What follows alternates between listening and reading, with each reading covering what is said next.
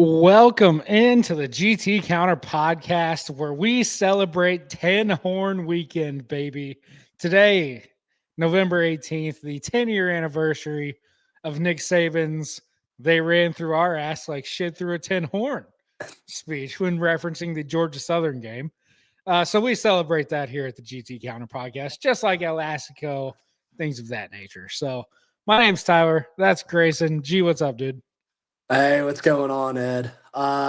Man, another interesting another interesting week of football. There was points of time this weekend where I was like, "Oh man, Notre Dame's going to get bounced from the playoffs." And then there was points of time where I was like, "Oh man, never mind, we're not going to get bounced from the playoffs." It was an interesting week.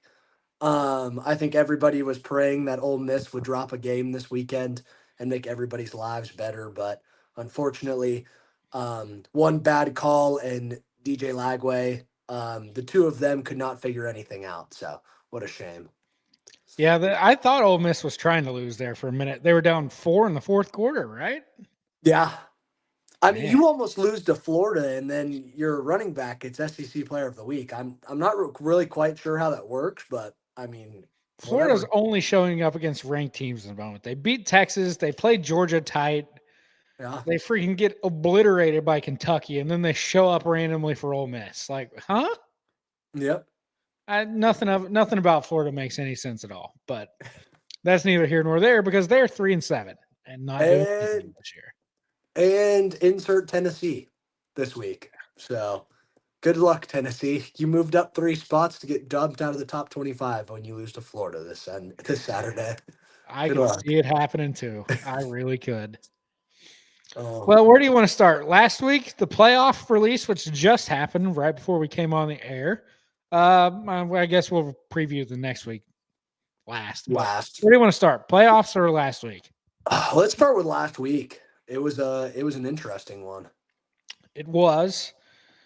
It was not a good weekend for me, as my beloved Horns got the absolute tar beat out of them by Georgia again. Kirby just owns Sark. It just is what it is at this point. 35-10. Although I will say, this game was a 4-point game at the end of the third quarter.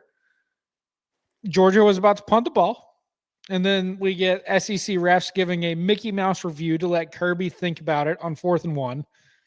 Instead of having the punt team out there, which he did prior to the timeout to review, he brings the offense back out there. They go for it. It's like, okay, whatever. You got a 4th and 1. Great. Texas gets another stop. Keep in mind, this is as it's 14-10 after Texas just scored a touchdown.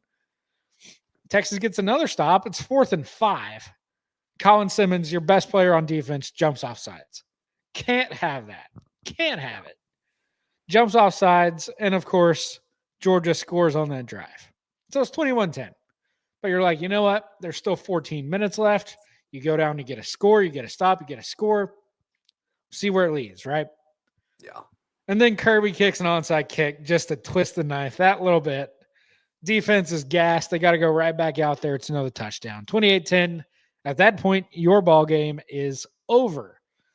Georgia's just so good, man. I know early in the year they were playing with their food, not playing well in first halves, things like that. But you look at the way they're playing now, you see the quarterback, you see the offensive line, you see the defense flying around. There's something there, man. The Bulldogs might be a problem. They're going to be a problem in the playoffs. I totally agree. Um, and right now, as we'll talk about the playoffs later, they're in a good spot, a good position to make a good run at it. So it'll be interesting. So we'll see. But they definitely looked like a very good football team on Saturday. Um, you know, kudos to Kirby Smart for having some big, huge cojones and kicking an onside kick right there. That's a special teams can win you football games, and that was kind of the sucked the momentum out of the whole entire game for Texas. And when that happened, it was kind of game over. I mean, it really was. Yep. So sickening to see. Good win for the Bulldogs. Tough loss for the Horns. Where do you go from here, Etzel? I mean, do you still have Are you still riding with Sark? Is his player development? I mean, he's been in the program for a while at this point, Year and 5. yeah, and it seems like it's the same story again. Yes, yes, and no. So, answer your first question: am I still with Sark? Yes. Mainly, like if Sark were to leave, or you were to run Sark out, or if Sark goes to the NFL, I don't even know who the first call Texas would make is. Like he's, for all his flaws, he's probably a top 10 coach in college football. Any of the coaches in this cycle are not that. Like I don't even know who you're calling if if Sark leaves. Like that's the first problem. Give me Coach Gruden. I'm I'd kill kidding. myself. I'm kidding. I'm kidding. I would kill myself. Um so I don't that's the first problem. Second problem is this.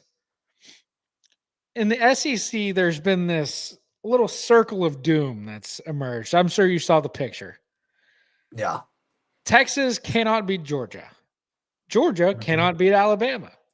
Alabama cannot beat Oklahoma, and Oklahoma cannot beat Texas. So those 4 teams just take turns beating each other. None of them can beat the other one lined up next to each other. They all have the little whipping child, and then they have the big brother they can't beat. It just kind of is what it is. And you've got to obviously slay the dragon at some point if you're going to get to where you want to go. You got to get through Georgia. If you're Georgia, you probably got to get through Bama at some point, maybe in the SEC title game. If you're Oklahoma, you got to win the hat again, things like that. So I'm willing to give that time because, this team is flawed. The offensive line is not what they thought it was. The cornerback room is not good enough. The secondary as a whole really isn't good enough.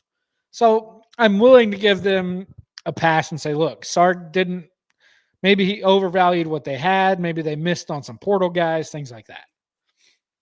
But you can't, if they lose to A&M, you can't go from back to back being in the college football playoff semifinals to 8-4 at Texas or 7-5 if you lose to Arkansas. Like, I think this loss, and it's almost good that they got their doors blown off because it means they're going to be able to look at this thing very honestly. There was no like, hey, we lost by a field goal last second. What we're doing is still working, right? Yeah. No, this was thorough. It was 21-0. Get off the sticks in the fourth quarter. So No that rose-colored is glasses here. No rose-colored glasses. exactly. So Yeah. you get to look at everything very openly when that happens. And I think that's a good thing in the long run for that program. I like some of their young talent. I don't think player development's an issue. They put defensive linemen in the league every year for the last 3 years, starting with Tavondre Sweat and them back in the day, right? Mm-hmm. So it's not that. They've got Colin Simmons, Anthony Hill. Both of them are going to be high draft picks. Colin Simmons not this year. He's still got another year left. Can't wait to see that next year. But it's not every year you're gonna win a title. I get that. But to run up against the Georgia wall for the third time and you're like, this is the furthest away we've been from them, that's a problem. Especially when you've got a quarterback who, say what you will about the rest of the team, Arch freaking balled out on Saturday, man. He was like 27 of 40 and he had 4 drops. Yeah. One of them on a deep ball that would have been a touchdown that Wingo dropped. Another on third down that Wingo dropped on first drive of the game. Which was that one on the first drive of the game was so bad. I mean, It's that's an easy miserable. first down. It's an easy first down. And that's after on the first play of the game, he throws that easy just wide receiver screen out there. Wingo slips on the freaking Delta paint for the freaking Delta Airlines that Georgia has on the field there. Yeah. You can see it on the game film. Like there's a 10-yard hole there for him to run through. And he just slips. And it's like, man, that's a house call. Yeah. And if you're Ryan Wingo, 5-star guy, I know play shit you gotta happens, make. but it's a play you got to make if you're going to win those games. And the Texas just hasn't. So, look, man, I was very impressed with Arch. I thought he was really good in that game. The interception he threw, yeah, it was a little high. DeAndre Moore also got held very badly, and SEC refs put their blinders on. So much appreciated there. But as a program, they're just not there yet. And so we'll see what they do to kind of build up to it. But a fantastic win for Georgia nonetheless. And for Texas, it's, you're probably out of the playoff at this point. We'll get to the rankings later, but it is what it is. And, they'll build on it, get in the portal, get in the recruiting this summer and see where it goes. As a Texas fan, do you regret losing to Florida more or scheduling Ohio State? Florida. Okay. This is also the same guy who back-to-back years before this, the same team that went on the road and beat Bama and went on the road and beat Michigan and saw what benefits those had. When you lose a game in the Big 12, you shouldn't, right? Yeah. So, it's a double-edged sword, but you're the University of Texas. You're a top 5 program in the sport. I think you're doing yourself a disservice if you're not playing those football games. Okay. You are a premier brand. You need to play premier football games. Yeah. And I totally agree with you. I was about to say, as a Notre Dame guy, like that's kind of the point, right? Yeah. No, I totally agree with you. I 100% agree with you. Don't lose at Florida, at 3-7 Florida. Yep. Bingo. Simple. Now this is where the Miami argument comes into play because that's what they've been arguing. Don't lose to SMU. Don't lose to Louisville. You're in the playoffs. Yeah. Home to Louisville and at SMU. Don't lose when you're 10-point favorites. It's simple as that. I mean, it's simple. Yeah. You lose when you're 10-point favorites, it costs you playoffs. It does. But it doesn't when you lose as 28-point favorites to a MAC school. Correct. But when it's the only loss on your schedule. That is true. Let's talk about your Irish. They beat the ever-loving crap out of poor Pitt. Narduzzi earlier in the week in his presser said they could beat us 110-10 and he wouldn't care. Well, he tried. It was 37 to what, 15? 37 to 15. And the last touchdown was on the last play of the game? Yeah, it was last minute. So for all intents and purposes, it was 37-9. Yeah.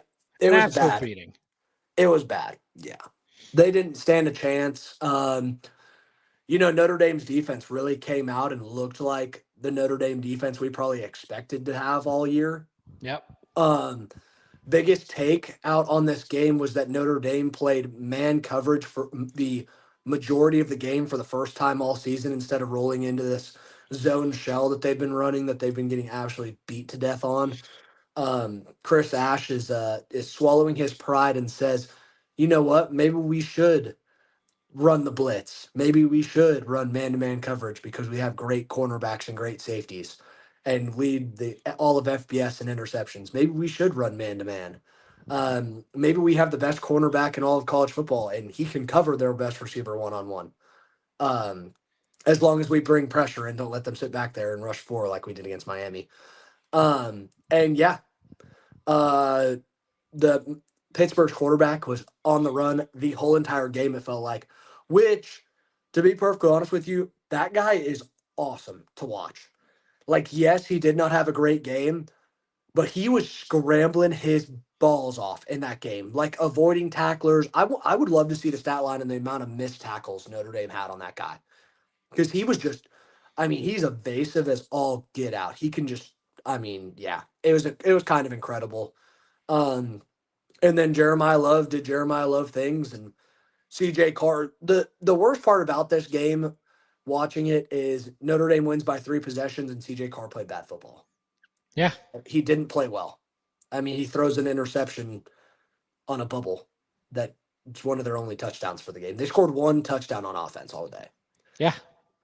So, and then they went for 2, and we intercepted the 2-point and returned it for a touchdown. That pick six was worth 4 points. Yes, that pick 6 was awesome. But yeah, I don't know. It was just CJ Carr was not at the top of his game in this. And a lot of that has to do, I think, with the fact that you can only throw to 1 receiver right now in this football team. Malachi Fields is the only guy. Eli Raridan is good. The tight end's good.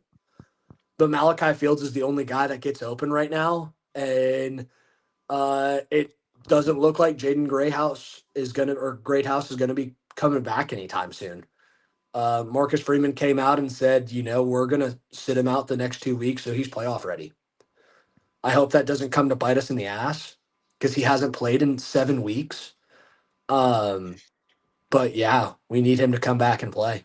He If he was was huge going to last be year. ready by the Stanford game, I would hope they'd get him out there and so he could knock the rust off a bit. I mean, he hasn't played since the. I don't even know if he played. He played against Texas A&M, but he did not play against Arkansas.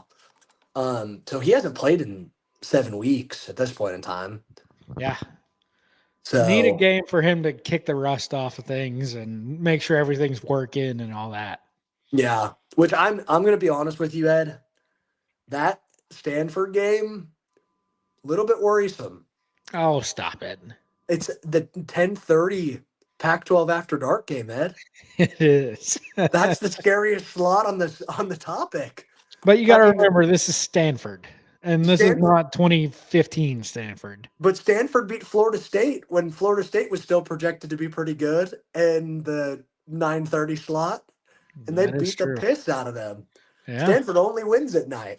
They can't. They don't know how to win during the day. At the Andrew, farm, too. I mean, you got to go all the way to the West Coast, 10:30 freaking body clock kickoff. yeah, Scarier things have happened, but that would be tough. that's Getting a your scary soul one. snatched by Bengal Branson. I was a lot more scared about the Syracuse game when Angeli was playing, but now I'm not quite as worried. But Yeah. Peanut butter and jelly is not there to kill you. yeah, yeah, it'll be all right. Let's talk South Carolina blowing a 27-point lead to A&M at halftime. How about that? Yeah, largest comeback in Texas A&M history. Etzel, could you tell me what who was the quarterback in the largest comeback for Texas A&M prior? I saw this. I think it's Johnny Manziel It in is. a bowl game against an ACC team, maybe NC State or North Carolina or something. It was the Duke Blue Devils, and it was in the Chick-fil-A Bowl that is now no longer the Chick-fil-A Bowl. How about that? Yeah. Yep. And I believe that was 21 points. So 27 is the new Texas A&M record for comeback from behind victory. So that first half, Marcel Reed looked like he'd never picked up a football before. He's terrible. I mean, it was bad. Yeah. Like he was pressing and it was just all atrocious. And then all of a sudden he comes out of halftime, marches them down. They convert a 4th and 12 on their first drive out of half. South Carolina could have had this thing dead if they hold Texas A&M from converting on a 4th and 12. But they don't. Marcel Reed scrambles for a first down, later throws a touchdown pass. Then South Carolina has 4th and 1 on their next drive. They get stuffed. And then from there, it's on. It was like you had your chances, 2 4th downs, didn't get the outcome you needed on either, and that's that. And yeah, terrible. Yeah. And it's going to, I mean, right now, Texas A&M's got to get these guys healthy.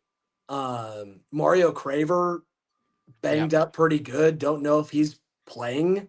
I mean, he played a little bit on Saturday, but I mean, what, one reception and one jet sweep handoff, he barely played. Casey Yep. Concepcion's taking a huge load here. And he's banged up. And Le'Veon Moss hasn't played in 6 weeks. We need him Not sure he back. will either. He's got to come back. I mean, this offense has no run game without him there. So Yeah.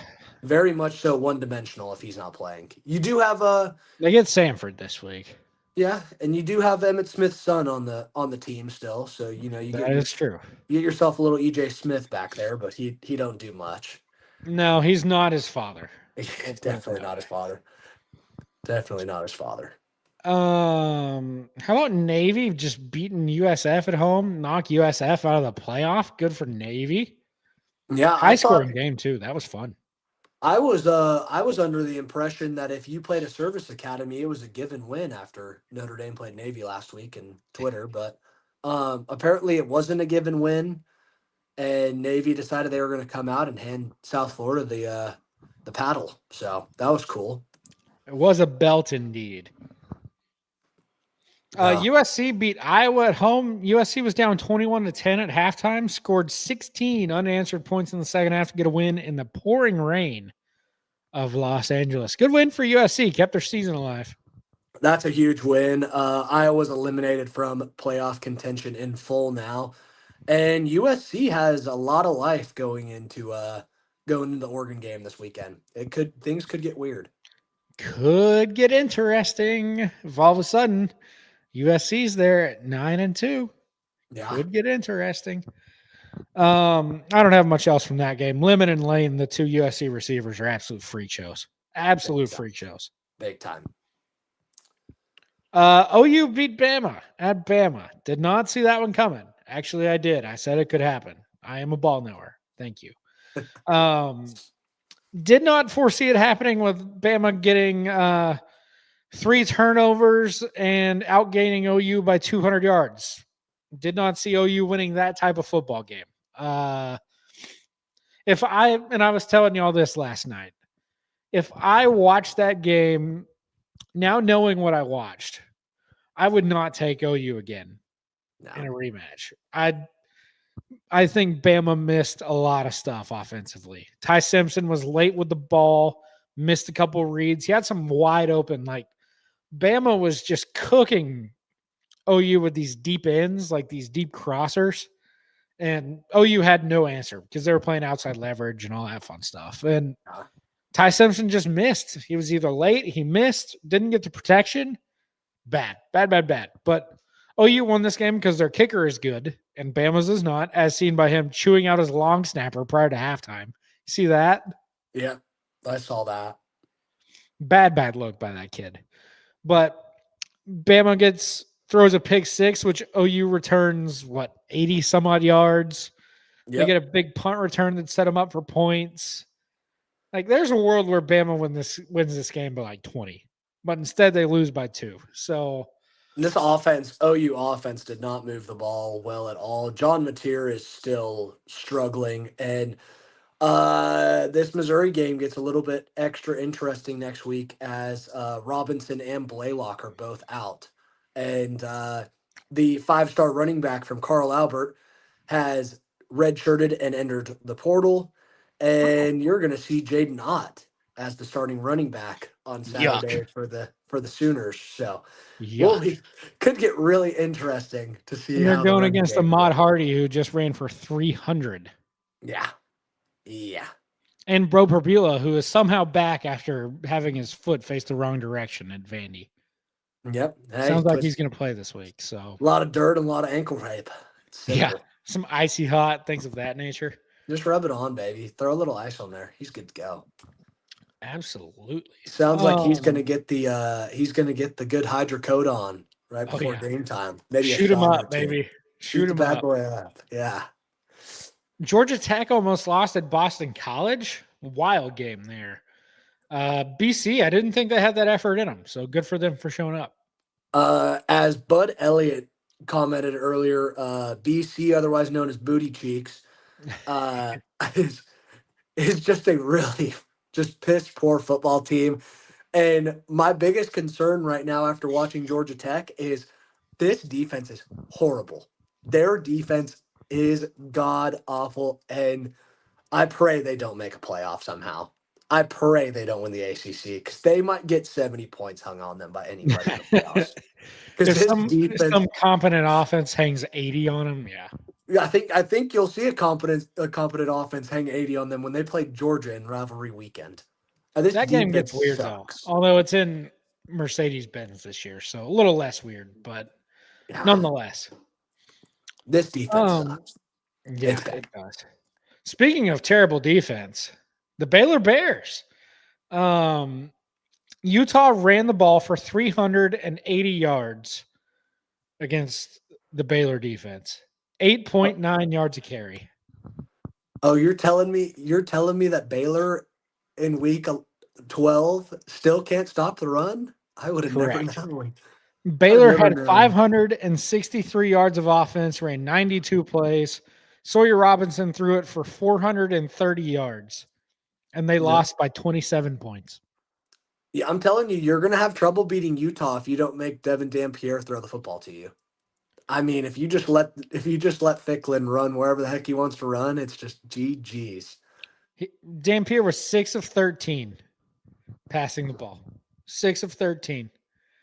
But Ficklin ran it 6 times for 166 yards and 2 touchdowns. Their other running back ran it 15 for 129 and a touchdown. I mean, it's just an absolute freaking disaster for Baylor. Absolute disaster. Can you hear me? I can. You kind of you zoinked I out cannot there. hear you though. Hold on, 2 seconds. I apologize. Technical difficulties. I guess I'll take this show on the road solo here for a minute while Gray gets back in. Kind of talked with Ole Miss Florida earlier. Florida getting up for these ranked teams. Just I had Ole Miss. That line got bet all the way out to 17, came all the way back to like 10. I guess those guys knew the final score, so good for them. Welcome back, sir. I want you to know that my dad called me in the middle of this and completely shut off my phone almost, so that was ideal. That's very sick. Very sick. Sickening. Washington beat the absolute tar out of Purdue after losing to Wisconsin. So sorry for Purdue to be on that freaking freight train. Oh gosh. BYU beat TCU by 30. I thought TCU could win that game. Did not happen. Yeah, I needed them to win really bad too. Me too. That. We got to find a way to get BYU out. Yes, we do. Just yucky. Needs Cincy to beat them. I think they will. I think they can beat them. I don't know. Yeah. I thought Utah would drag them through the mud too. So who knows? Yeah. And last but not least, James Franklin is the new head coach at Va Tech. How about that? Right on cue for them to play Miami. That's such a good hire for them. I can't say enough. A++. Great hire. Wait until this team plays and beats Miami this week and just brings the fire back to Va Tech. Come on. Sign me up. Nothing sweeter. I will be betting on Va Tech this weekend now. Carson Beck, a big number too. Carson Beck's going to throw a few picks. I just got a bad feeling for him. I agree. Hey, it's happened before. Yeah. Mario loves losing these games. He does. He really does. Anything else before we hit playoff? No, I think I'm all set. All right. Playoff rankings came out earlier this evening. No real change in the top 6. Bama fell out. So it's Ohio State, Indiana, Texas A&M are your top 3. Georgia up to 4 after beating Texas. Texas Tech up to 5. Ole Miss up to 6. Oregon 7. Oklahoma 8 after the nice win at Bama. Notre Dame stayed where they are at number 9. More on that later. Bama falls from 4 to 10, losing by 2 at home to the number 11 team previously. It's a big fall. Yeah. Big fall. I didn't think they'd fall that far, to be honest with you. I didn't think they would either. When I looked at this, I knew there was no way the committee was going to disrespect Oregon. And I kind of, in my thought process, thought that Alabama was going to be number 9 and Notre Dame was going to be number 10, and that's what it was going to be. And to be perfectly honest with you, I was okay with that. I mean, I just was.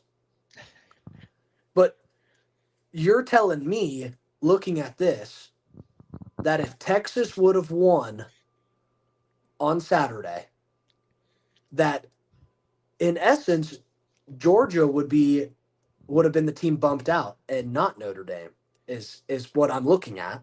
Georgia would be your number 11, yes. Yes, which is disgusting for those two teams to have dropped that far. I would have never thought that Notre Dame would be ahead of Bama in this. I just didn't. Yeah, it's a pretty stunning fall. Yeah.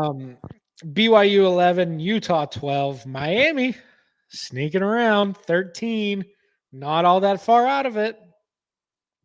Three spots away. 3 spots away.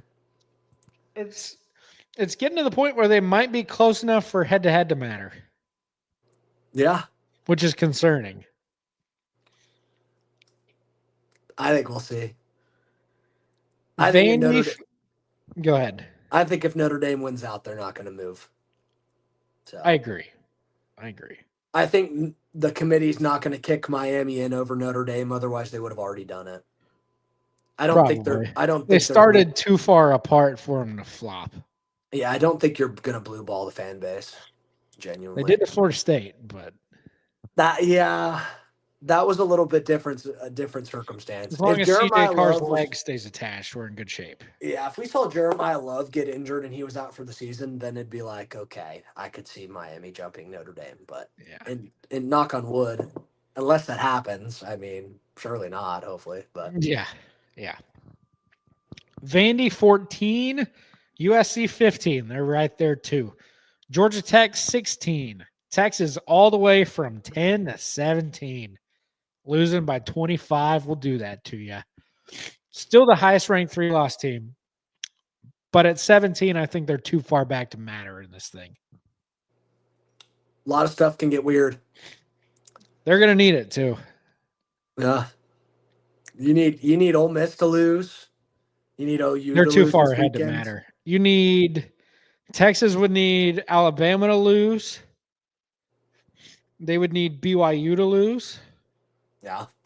They need Oklahoma to lose. They need Miami to lose to Vatek this weekend. Yeah, probably need Miami to lose. So what they need is 8, 9, 10, and 11, and 13. And they need like 5 of the 6 teams there from like 8 to 14 to lose. And you need 15 to lose to Oregon. Yeah. This week. So in other words, unlikely. I think if USC beats Oregon, that would eliminate you guys 100%. Just genuinely. Probably. Yeah, probably. They don't deserve to be in anyways. You lose to Florida, you don't deserve to be in. Yeah. Sorry. But you think Tulane deserves to be in, right? No. I think the G5 bid is Mickey Mouse. Move it, make it 16 teams. We're tired of watching this crap. Please, for the love of everything. Let the G5 have to play the number 1 team in the country to prove that they can be national champs. Or if they're good enough to be ranked in that spot, they don't have to be 16. Like Boise last year. They were ranked like 10th, 9th. Yeah. Wonderful. But we can't be handing out freaking gift cards to the playoff. That's ridiculous. Yeah. And especially if you're going to let James Madison, whose best scheduled game on their schedule is losing to Louisville by 14. Correct.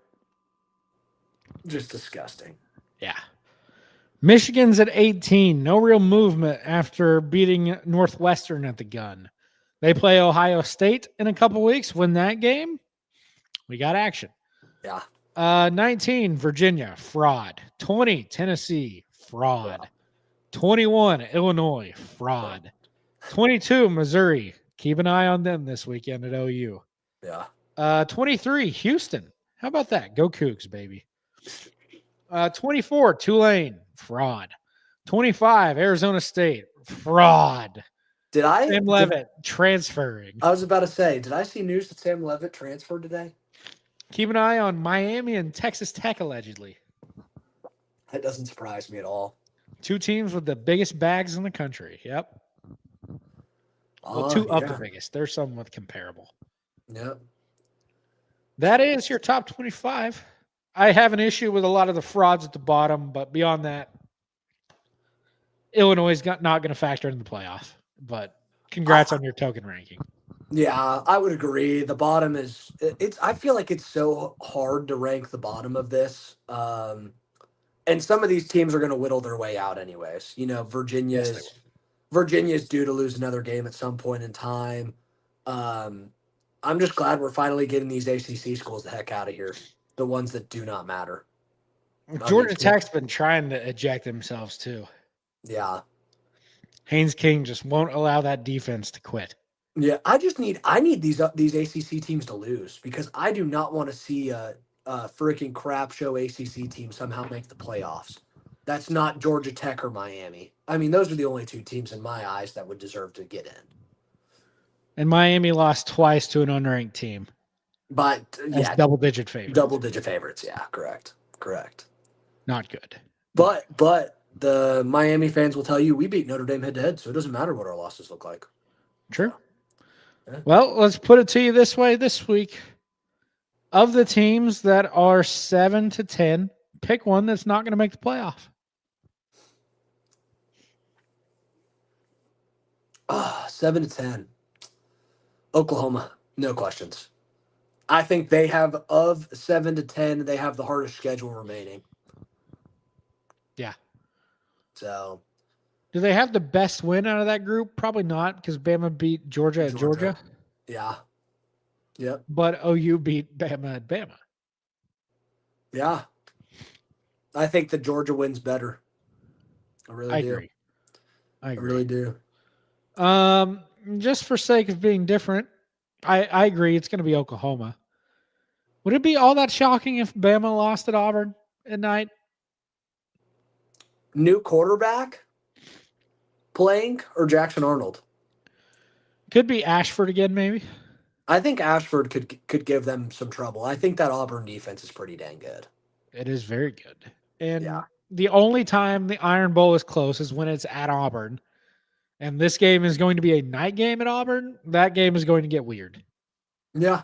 It I is totally going to could see get it. weird. I could totally see that. Then lastly, pick your team from outside the top 12 who's going to make it. Oh, man. I think BYU is going to lose to Cincinnati, and I think Utah is going to win the Big 12 championship. So give me Utah. Okay. Yeah. Okay. Give me Utah. Give me the Utes. I'll take USC. I like it. I think that USC can upset Oregon. I really do this week. I think USC is rolling hot. And then it's just at UCLA. Yeah. Should be an easy one, everybody would think, right? It'd be very Lincoln for them to beat Oregon and then get housed by UCLA. That's what Penn State thought UCLA would just be a walk in the park. Where's their season gone? Absolutely. Anything else playoff related? We'll know more. This week is 10 Horn Week, obviously, but we'll figure some things out this week. So there are, I was listening to Cover 3, and there are 4 teams right now all tied. Actually, Navy has one more win than everybody else in the American right now. They're 6-1. Yep. Then you have Tulane, you have North Texas, and you have somebody else that's 5-1. ECU, East Carolina. That's right.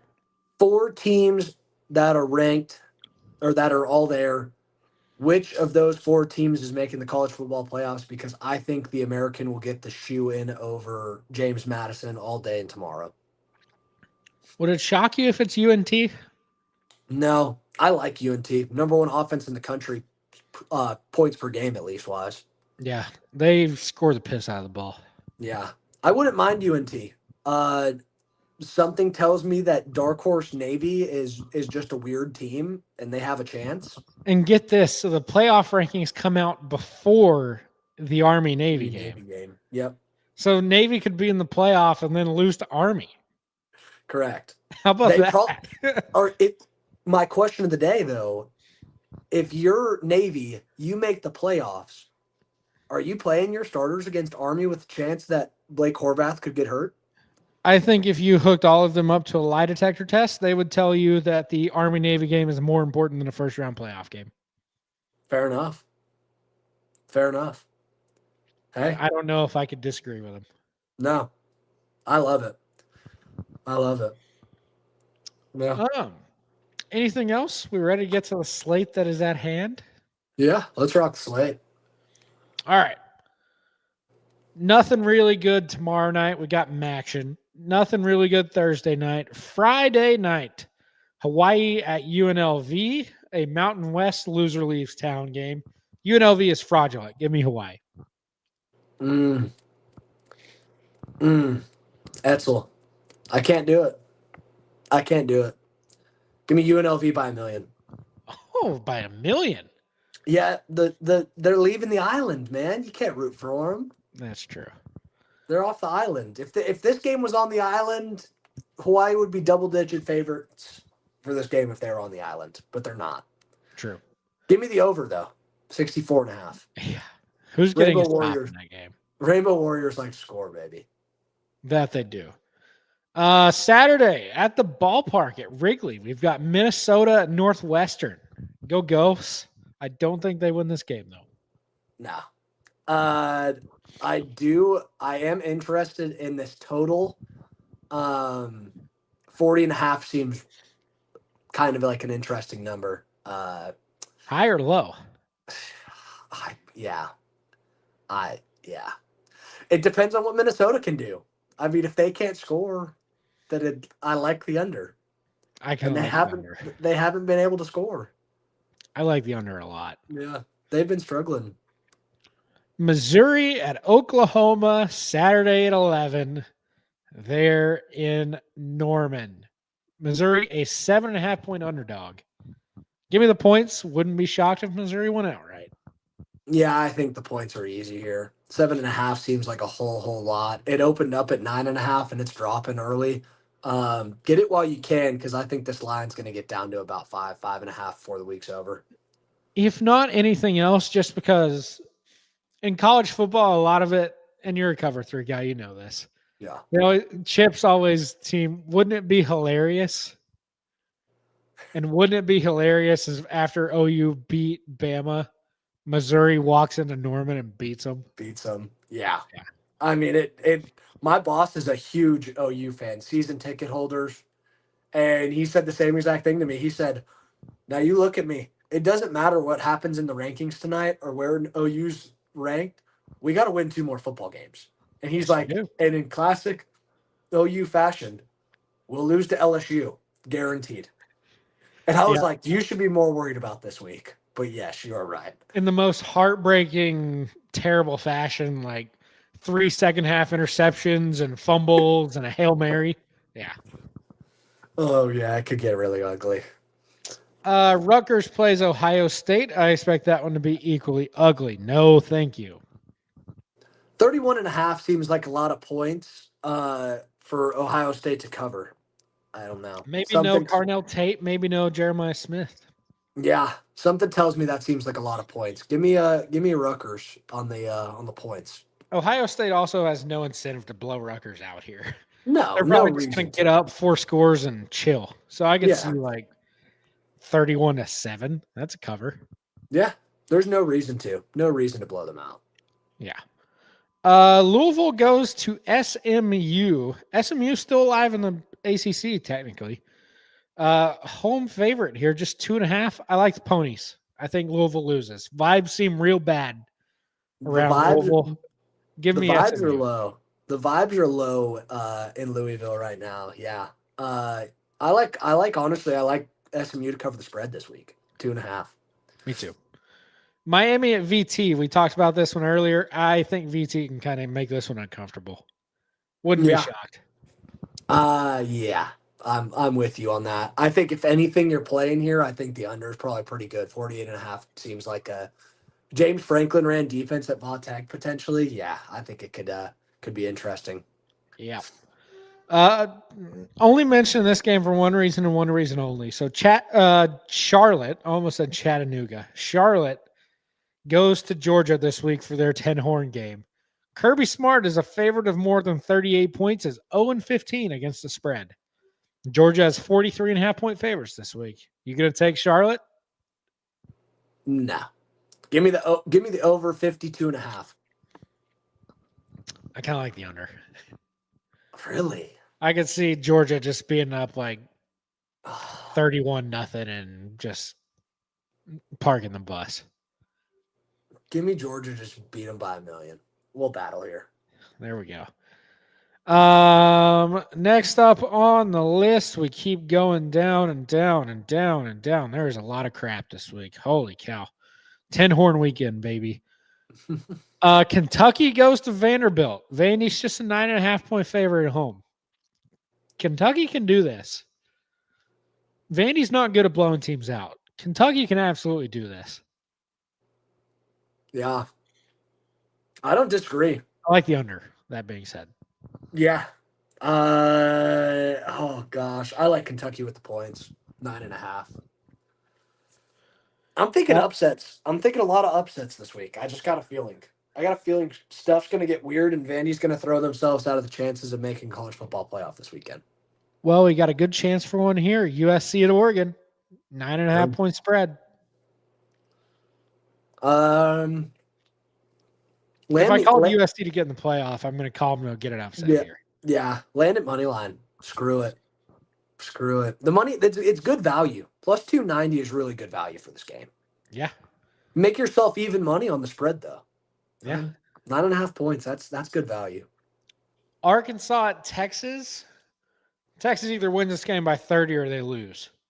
Alt spread or Arkansas money line, and also take the over.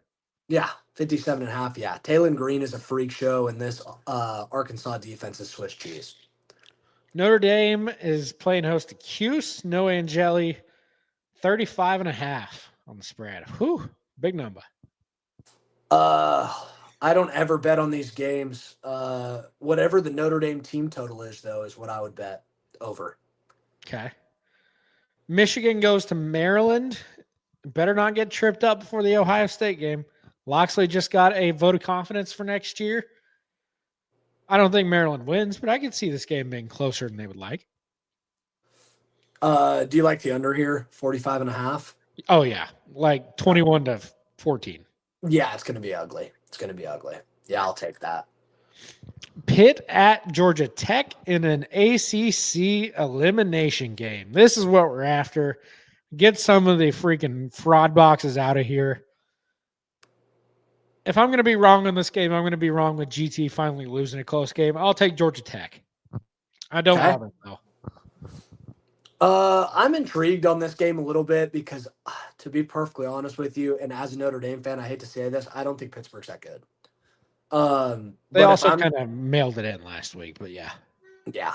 But if I'm going to bet something, I'm going to take the over at 62.5 because this Georgia Tech defense stinks. They are very bad. And I think that Georgia Tech offense is awesome. So, yeah. Now I will say to the point, Pittsburgh's run defense is pretty good. I mean, I'm still taking 62.5 over. Nebraska at Penn State. Preseason would have been like, oh, good matchup here. Instead of Dylan Raiola versus Drew Aller, we've got TJ Lateef against Ethan Grunkermeyer. Surprise. Disgusting. Under. I'm not touching this game. Gross. This game could be 10-3. Yeah, it's disgusting. It's disgusting. Tennessee at Florida. Florida, 4-point home underdog. They're going to win the game. Yeah. Give me the Gators money line. I'm all there with you. Late night, we have another 10 horn, Western Kentucky at LSU. Who cares? Arizona State at Colorado. No Levitt, it sounds like. Is Jeff Sims going to go walk in a boulder and win? Colorado's terrible, though. They're truly terrible. But they can play teams tough because BYU played them to the wire. Sure as heck. Yeah. BYU against Cincy. Fun game this weekend. Cincinnati, 2.5-point home underdog. BYU, a road favorite. How about that? Give me the alt line. I want Cincinnati by 1 million. Seriously. I think Cincy wins too. Yeah, by 1 million. Give me an alt line, an alternative spread on this. Washington at UCLA. Can UCLA spoil Washington here? I don't think so. Give me the Huskies. Yeah, I like the Huskies here too. Do you like the spread? The spread seems pretty good. I mean, it's gone down a little bit. I might wait that out until later in the week. I think that number under can get 10 closer. maybe. Yeah, I think that number can get closer. I like the over. Yeah, I like the over. That's good.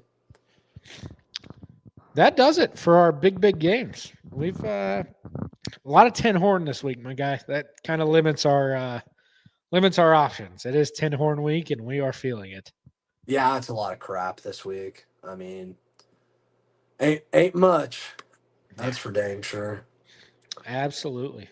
You know, if you want to know anything about the G5 or G6 conferences this year, it's that Coastal Carolina 6-4, and they're 23.5-point underdogs to South Carolina. If that tells you anything about how bad the G6s are. And South Carolina is just dreadful. They are just Yes. terrible. Yes. Yeah, not good.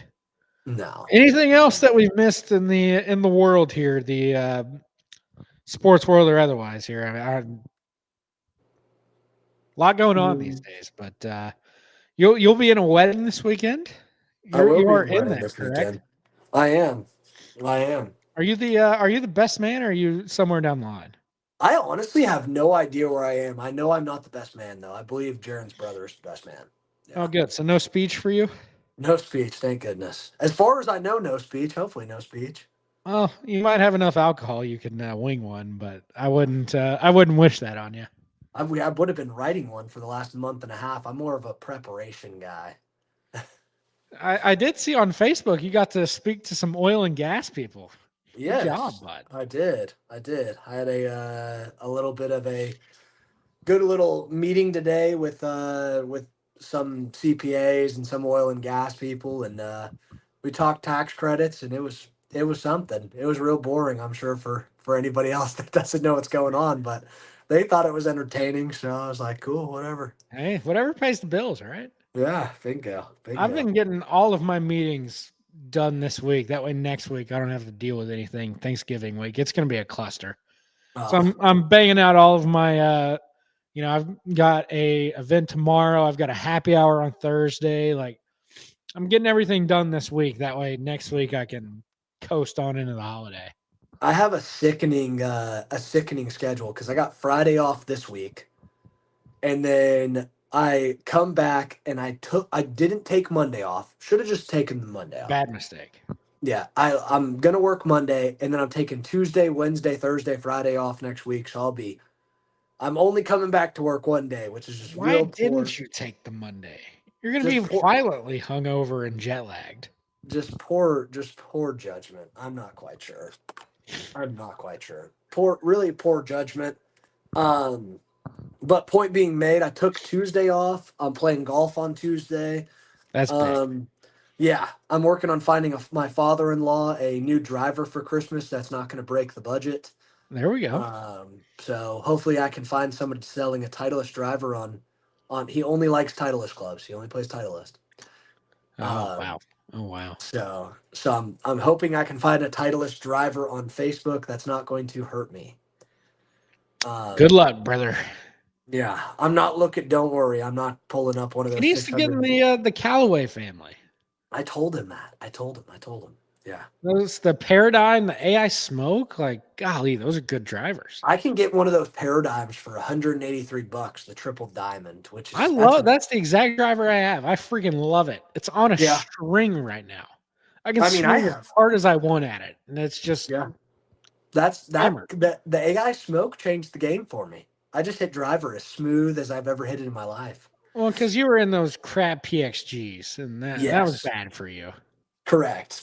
Well, now my new putter is fantastic too, so I'm just a completely changed man. It's a good thing mentally for you too. Now you've got a new putter, like you don't have any of the memories of the other putter. It's good for you to have the fresh start there. Yes, and I'm playing Tuesday and Wednesday. How about that? As he gets another phone call, I'm sure that's Papa Winters there popping in for a phone call. How about that? Yeah, just love to see that. So we'll get out of here pretty quick though. We won't hang around too terribly long. We'll wrap it up here as soon as he pops back in. But big weekend ahead. Big weekend ahead. We've got 10 Horn Week. A couple big games in the Big Ten mainly, which they've been lacking on the big game production this year. There hasn't been just a ton. You know, you turn your do not There you he turn your you turn your do not disturb off, and they call right through it. Doesn't even matter. What's the point in having it?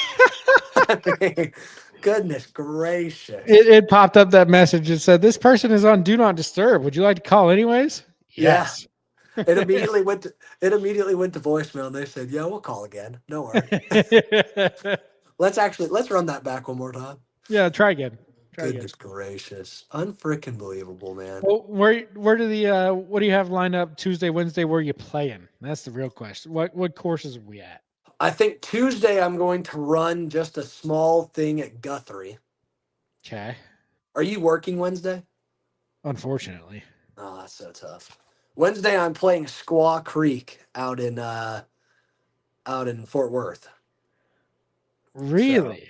yes, correct. I might have to sneak off that day then. Yes, correct. It's correct. Squaw Creek. It's out in Weatherford, maybe? Weatherford, I think. So there's Squaw Valley and Squaw Creek. Which one are you playing? Squaw Creek, I believe. I don't know if I've ever played Squaw Creek. I've played I Squaw Valley 100 times. Yep, it's out in Willow Park? Yeah. Yeah. my dad said this course is apparently unbelievably nice. Interesting. At least that's what I've been told. He said it's pretty ridiculously nice. That is only about like 20 minutes from my office. I could probably swing a visit out of that. Yeah. Oh, that's right outside of Hudson Oaks. Yeah. That's my neck of the woods there, brother.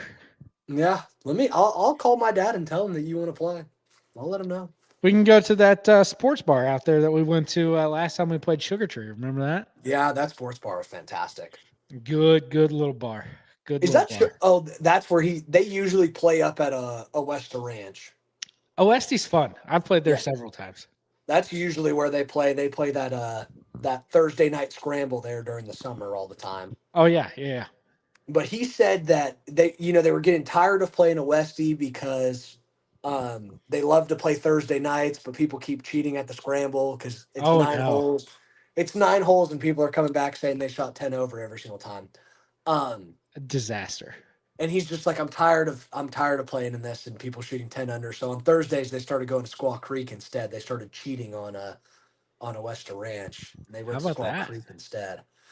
So yeah, that'll be fun, man. You should come. I'll talk to my dad and see. I think it was only me, my dad, and his buddy that were gonna go play. So it's Hey, if you always need a fourth, I'll be there. it's always fun to do that and tell them that we'll play them 2v1 best ball anyway, or 2v2 That's best right. ball. That's Exactly.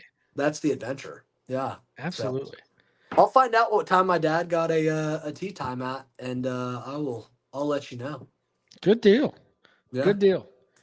Anything So else before we get out of here? In and out in under an hour. How about that? I know, good timing this week. Good Good timing. stuff. We'll Well, have 10 to horn week, there's less games to talk about. It just is what it is. big time. Yeah. I'll have to bring my podcast gear with me if we're going to podcast next week. You know what? Screw it. We'll just Yeah. podcast in the golf cart. There Whatever. we go. Yeah. Whatever. We'll Bring do the it. set up. We'll be in good shape. We'll be all ready to rock. It'll be good. We'll be freaking brewed up in a golf cart. How There it about is. that? Couple nooners. Come on. Woo!